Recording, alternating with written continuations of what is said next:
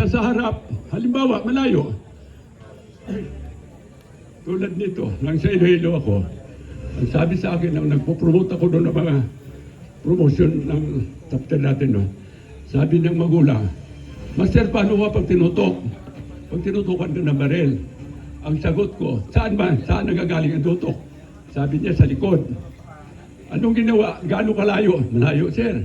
Anong ginawa niya? Binaril kayo. Ang sagot ko, pag tinamaan ka, hindi patay ka. Hindi mo alam, natatalikod ka, binaril ka. Anong martial arts doon? Anong master doon? Master cutter. Kaya, hindi pwede tayo magsinungaling.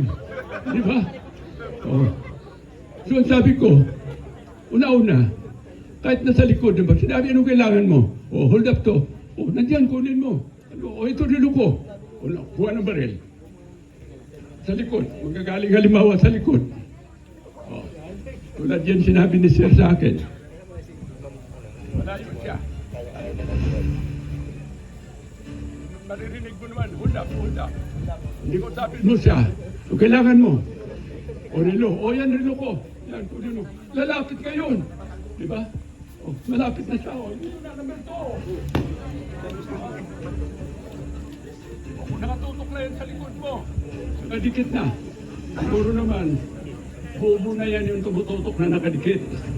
So, simple yan, walang problema. Ito lang. Ilang ka lang. O hindi ka umilag kapag diretso sa likod, dito sa loob. Pagkalaw mo, pag dinabi. Anak. Disarm na.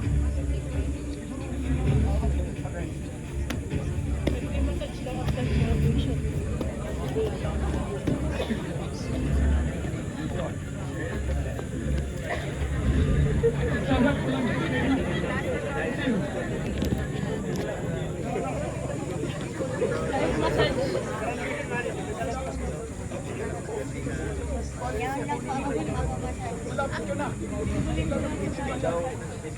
Pagkalapit tayo na problema. May mga tanong kayo. Sir, may tatanong ba kayo dyan? Ang una ka nga sa akin, dyan in-explain ko, kailangan